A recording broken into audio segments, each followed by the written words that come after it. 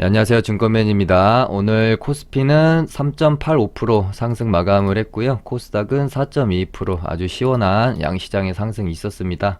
코스피 같은 경우는 요때 이렇게 박스권을 만들어 놓고 박스권 하단에 한 번 지지받고 요날 두 번 지지받고 돌려 세우는 모습을 보면서 상단 돌파 가능성이 높다 고 말씀드렸었고, 코스닥도 마찬가지로 한 600포인트까지는 단기적으로 또 한 번 상승을 이어갈 가능성이 높다고 보고, 시장을 저는 최근은 굉장히 긍정적으로 바라보고 있고요. 저번 주 목요일 금요일 방송에서도 뭔가 지금 시장이, 그러니까 코로나 확산세가 진정되는 국면이 아니고 점점 심각한 단계로 가고 있는데, 여기저기서 비관적인 이야기들이 들려오고, 그럼에도 불구하고 시장이 자꾸 상승을 하니까 멈칫멈칫하게 될 수밖에 없죠. 이러다가, 그러니까 상식적인 상승이 아니라 뭔가 비상식적인 상승이라고 시장 참여자들이 받아들이는 거죠.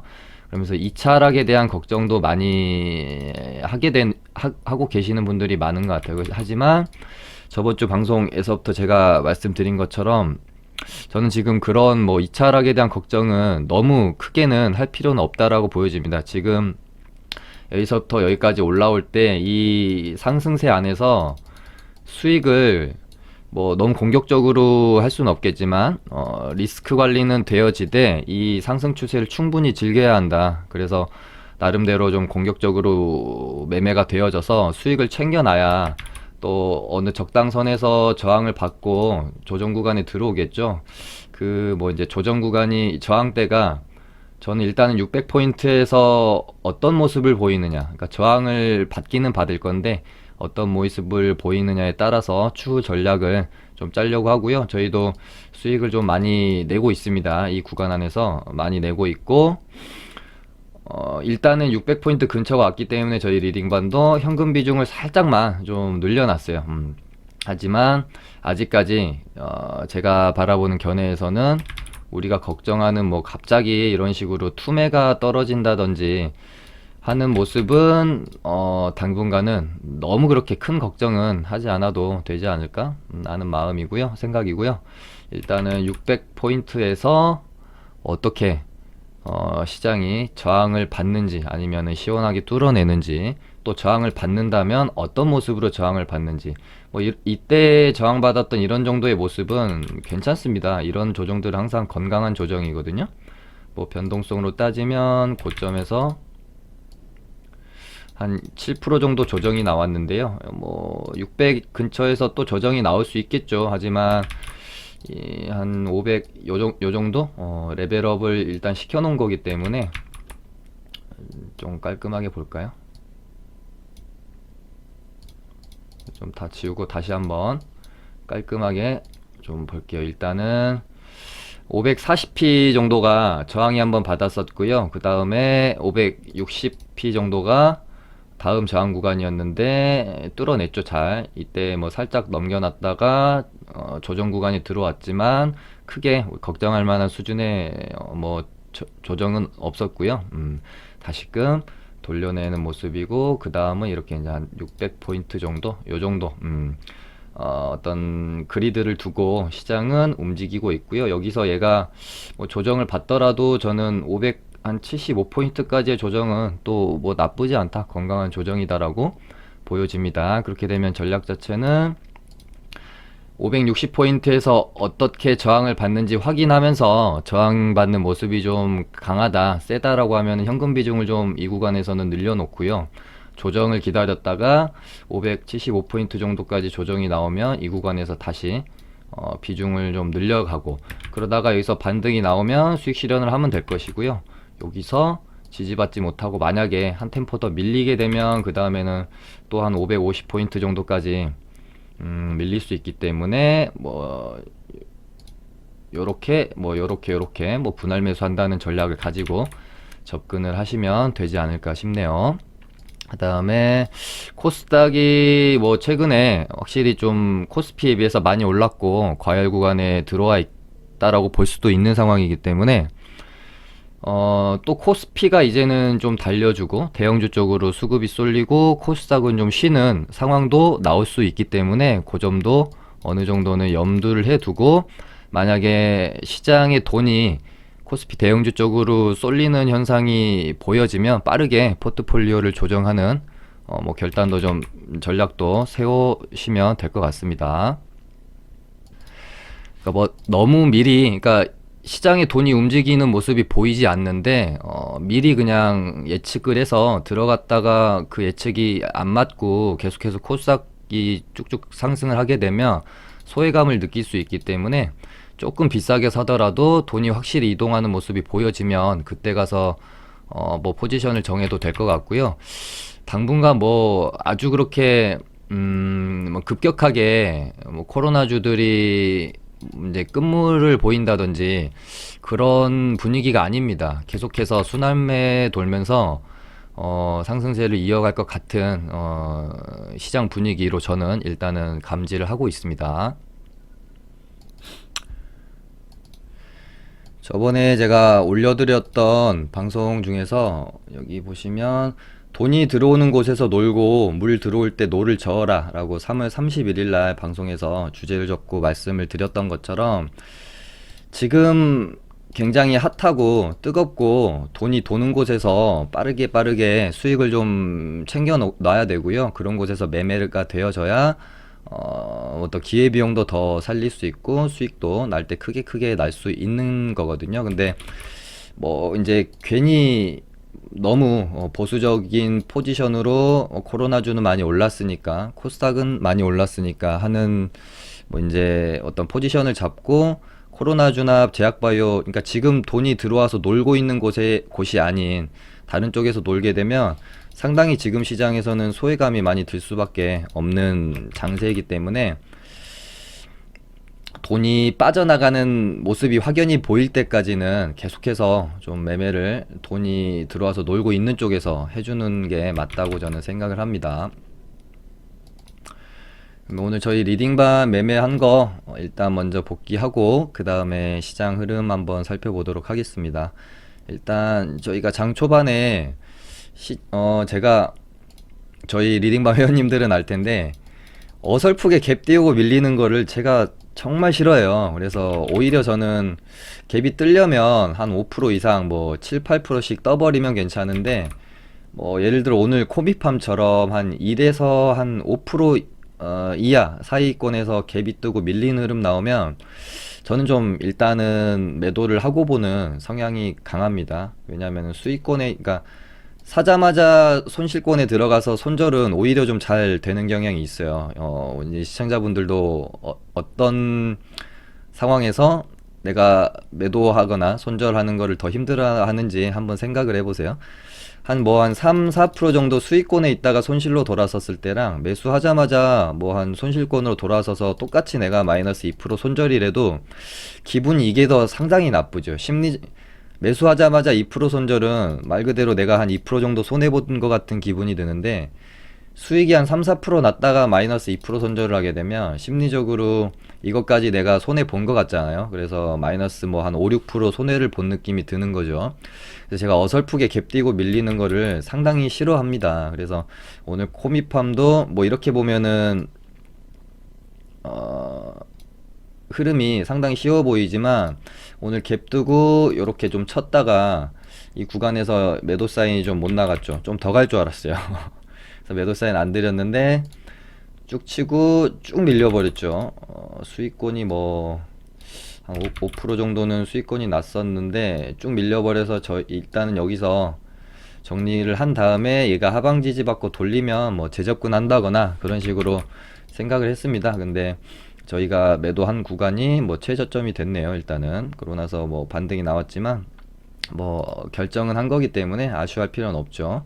아무튼 코미팜은 많이 좀 못 먹고 나왔습니다. 매수하고 나서 이날 이렇게 보면은 너무 뻔하게 사실은 흐름을 만들어 가죠. 이렇게 저항대를 만들어 놓고 있다가 스물스물 이런 식으로, 그러니까 이 꼬리는 빼버리면 이렇게 저항대가 생기잖아요. 21,300원 정도 구간에서.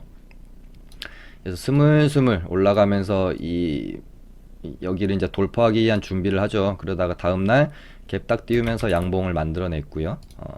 그 다음에 요 정도 박스권을 놓고 요렇게 이렇게 움직이죠. 이건 뭐 이제 웬만하면 돌파를 하는 흐름으로 가겠다라는 뭐 어떤 모습으로 저는 봐서 4월 3일인가? 4월 2일인가? 이때 저희 리딩반에 접근이 들어갔습니다. 매수가. 그래서 일단은 뭐 박스권 상단 구간이나 돌파하는 구간에서 매도를 하려고 했었는데 좀 아쉽습니다. 매도가. 아무튼 고미팜은 이렇게 정리가 좀 됐고요. 그 다음에 뭐 EDGC 비롯한 진단키트주들은 제가 방송에서 뭐 사실 거의 대놓고 매수 전략까지 좀 알려드렸습니다. 거의 뭐 리딩이 돼버린 거 아닌가 싶긴 한데, 이틀에 걸쳐서 진단키트주 흐름과 어떤 뭐 매매 전략에 대해서 말씀을 드렸고요. 집중적으로 좀 언급했던 게 시젠이랑 EDGC 뭐 미코 요 정도 말씀을 드렸고, 여기서 하방 지지가 일어나면 뭐 전형적인 패턴이에요.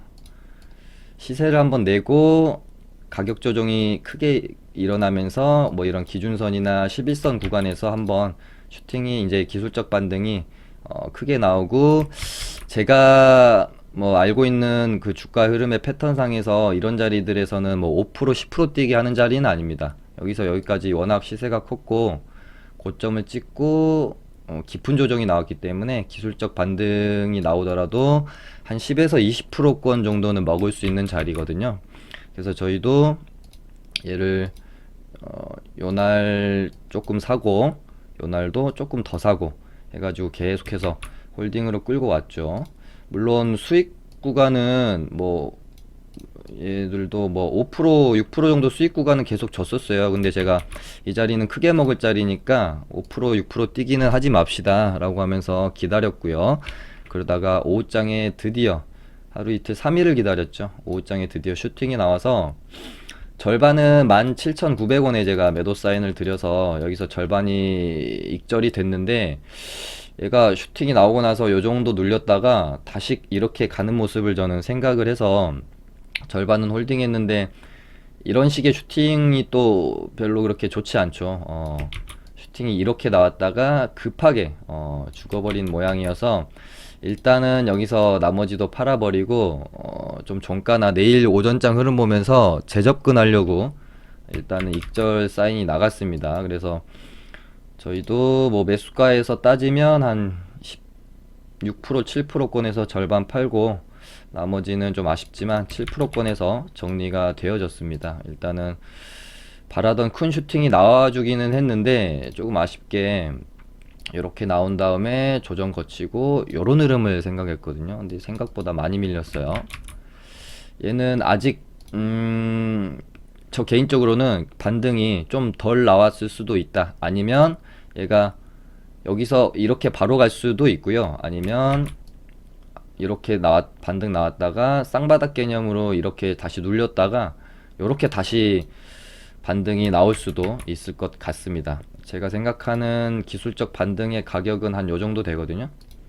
요정도 18,000 뭐 한 500원에서 2만원 사이까지는 얘가 한 번 정도 더 쳐줄 가능성이 있다라고는 보여지지만, 다시 한번 뭐 전고점을 넘는다든지 요런 그림은 조금 일단은 너무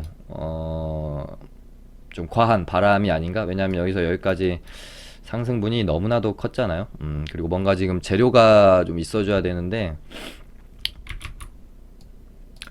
그런 부분도 조금 뭐 아쉬운 면은 있어서, 일단은 저는 얘가 일단 오늘 한번 먹고 나왔기 때문에, 제 방송 보신 분들은 뭐 거의 요렇게 분할 매수하면은 충분히 얘가 여기서 가든 여기서 가든 가긴 무조건 간다고, 기술적 반등은 나올 거다라고 말씀을 드렸기 때문에 뭐 좀 뭐 수익 나신 분들은 많이 있으셨을 것 같아요.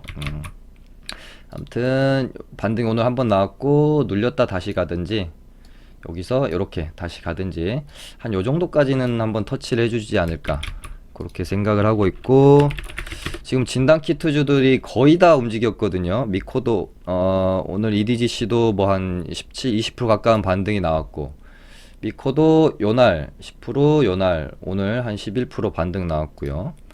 웬만한 진단키트주들은 반등이 다 나왔는데 유일하게 지금 시젠만 반등이 좀 나오지 않은 상태예요. 하지만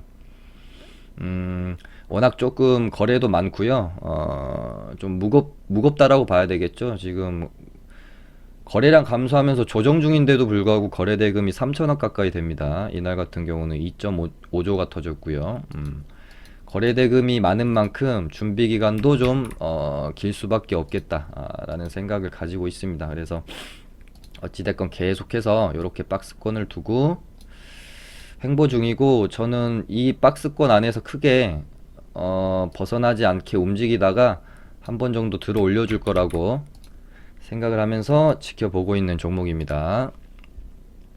그렇게 되고요. 그 다음에 아무튼 코미파 미디지씨 익절했고요. 일양약품도 저희가 언제 샀더라?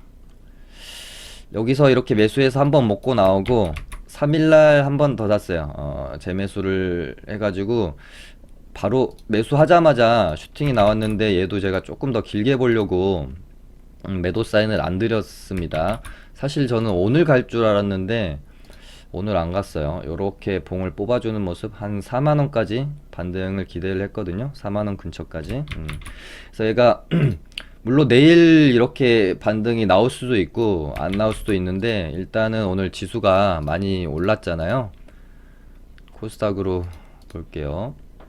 오늘 지수가 4% 가까이 올랐고 600포인트에서 제가 저항을 염두를 해두고 있기 때문에 코로나주들은 조금 비중을 줄여야겠다라는 생각을 가지고 있어서 일단 익절권에 있는 일양약품도 수익 실현을 하고 나왔습니다. 그래서 오늘 세 종목을 익절을 했고요. 그 다음에 오늘 코로나주들부터 일단 살펴보면, 구충제 관련주들이 뭐 이제 지금 뭐 코로나 치료에 뭐 효과가 있다라는 소식이 주말 동안 있으면서 아주 강한 모습을 보였습니다. 일단 제일바이오, 뭐 이글베 요렇게는 점상을 갖고, 체시스도 뭐 CTC 바이오 요렇게도 다 강한 모습이었거든요. 그리고 한 가지 말씀을 좀 드리면, 지금 종목들이 솔직히 너무 많잖아요. 그래서 이 모든 종목을 제가 아주 정확하게 재료나 뭐 뉴스에 대해서 다 알면 좋겠지만 사실 좀 벅찹니다. 저도 정리를 하다가 최근에는 너무 좀 복잡하고 벅차서 정리를 좀 못하고 있는데, 혹시 제가 이런 부분에 대해서 오류가 있더라도 좀 너그럽게 이해해 주시기 바라고요. 제가 틀린 부분이 있으면 댓글로 수정도 좀 해주시면 감사하겠습니다. 그래서 구충제 하면은 단연 제일바이오가 지금까지 계속해서 꾸준히 대장 역할을 해왔잖아요. 그래서 일단 제일바이오를 저는 대장으로 보고 있고요. 아무리 점상이긴 하지만 이글벳이랑 체시스는 거래 대금이 너무 좀 작죠. 30억, 90억 그러니까요. 그래서 일단은 저는 제일바이오를 탑픽으로 보고, 구충제 관련주는 내일 흐름을 어떻게 형성하는지가 중요하겠죠. 오늘 점상이니까 내일 상한가 1일차에 봉을 뭐 이런 식으로 막 갭 띄우고 음봉으로 이런 식으로 뭐 거래량 터지면서 죽어버린다거나 이런 모습이 아닌, 어느 정도 이런 식으로 추세를 유지해주는 모습이 나오면 지속적으로 또 공략 한번 가능해 볼 만한 재료인 것 같습니다. 근데 이런 부분들은 좀 뉴스 체크를 잘 해주면서 매매를 하시면 좋을 것 같아요. 또 갑자기 또 뭐 효과가 없다 이러면서 급락이 나올 수도 있기 때문에요. 저번에 이뮨메드 뭐 관련주처럼 뭐 어떤 재료적으로 보면은 안 좋은 소식이 들려올 수도 있잖아요. 하지만 최근에 시장이 너무나도 이제 좋기 때문에 뭐 악재가 좀 나와도 그렇게 시장에서 막 급락이 나오거나 할 것 같지는 않아요. 하지만 그래도 조심하면서 매매하는 게 좋겠죠. 아무튼 내일은 탑픽 종목으로 제일바이오 저는 일단 보려고 하고요. 신풍제약도 상당히 강하고 좋은 모습이지만 좀 단기간에 많이 올랐죠.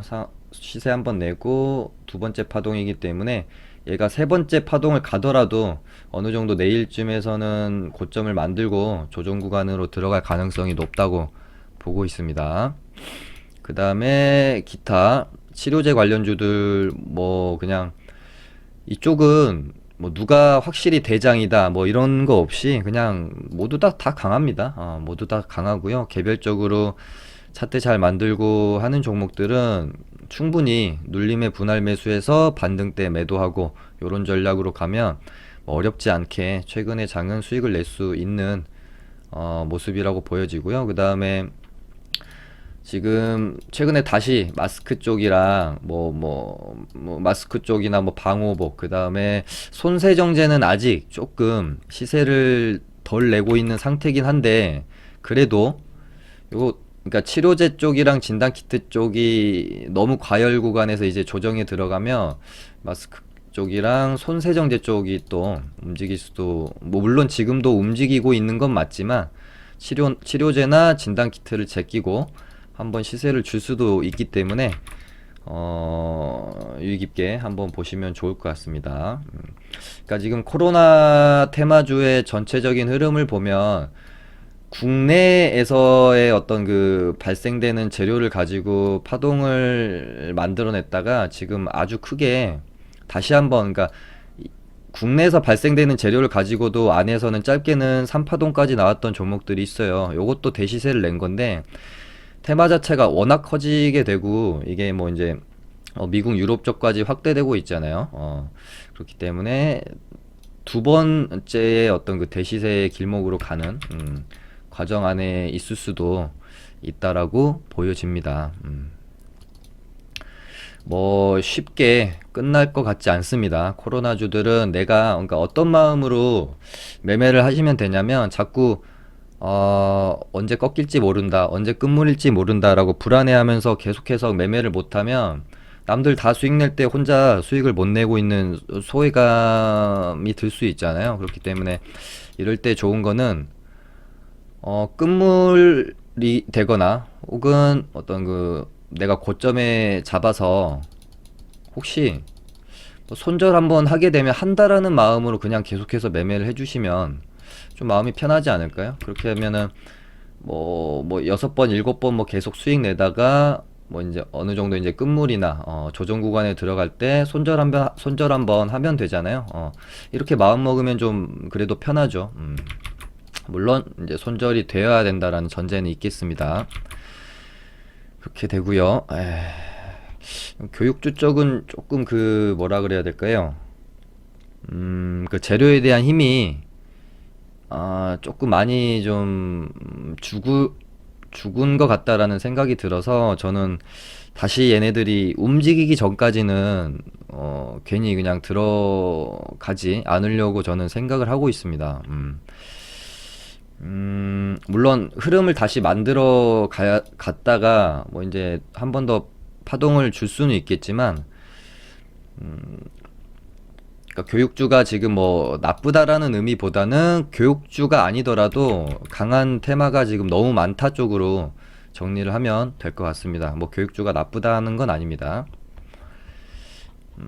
그렇게 되고요. 그 다음에 뭐 진단키트 말씀드렸고, 아까 말씀드린 손세정제 쪽도 저 일단 지켜는 보고 있습니다. 얘네 죽었다라고 판단하고 있지 않고요.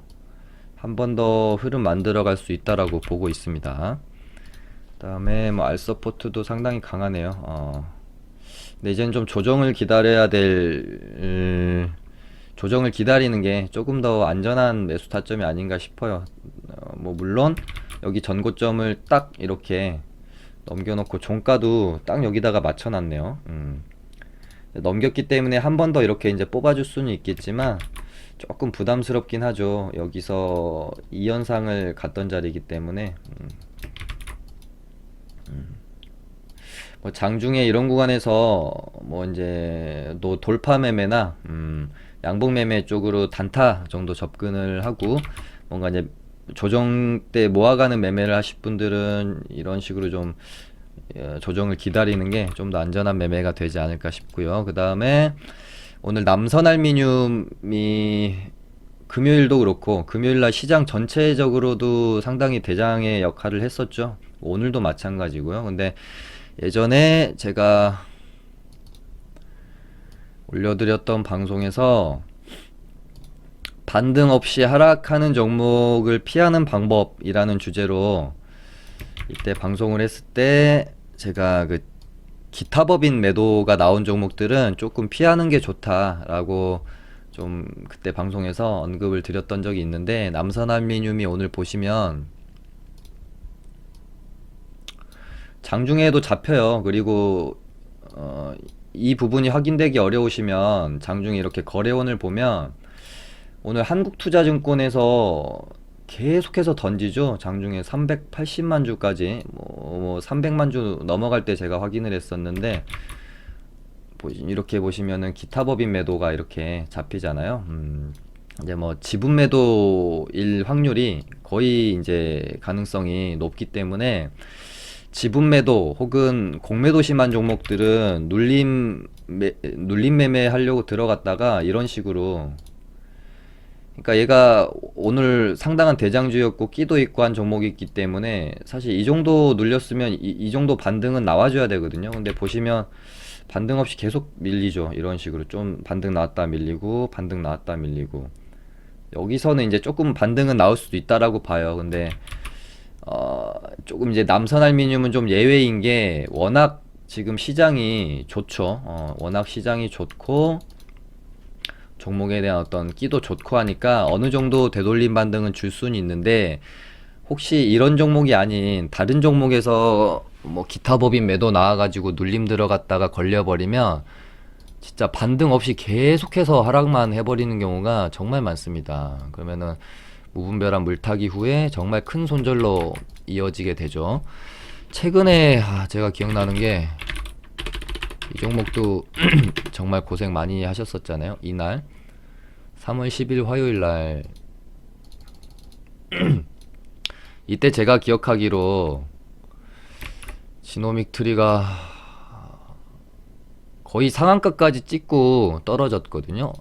진짜 뭐 토 나오죠. 만약에 내가 이런 종목들 상한가 찍고 눌리는 구간이었기 때문에 뭐 이런 자리들에서 내가 뭐 이렇게 분할 매수 해야지라고 생각하고 들어갔다라고 치면 이 얼마나 끔찍한 하락입니까? 반등 진짜 이렇다 할 반등 하나도 없이 계속 떨어지죠. 계속.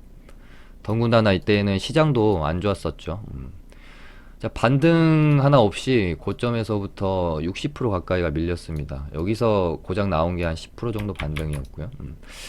이런 정말 우리가 뭐 소위 말해서 똥 밟는 경우를 피하시려면 이런 체크들이 좀 자주 하시면 좋습니다. 그래서 거래원 봤는데 한 가지 거래 창구에서 대량 매도가 지속적으로 하루 종일 출현한다든지, 그렇게 되면 이제 좀 의심을 해봐야 되겠죠. 그래서 이거 이상하네. 왜 한 창구에서 이렇게까지 물량이 쏟아지지? 라고 하면서 이렇게 이제 봐보는 겁니다. 매동을. 보니까 기타 배분 매도가 잡히네. 이거는 지분 매도일 수도 있겠다.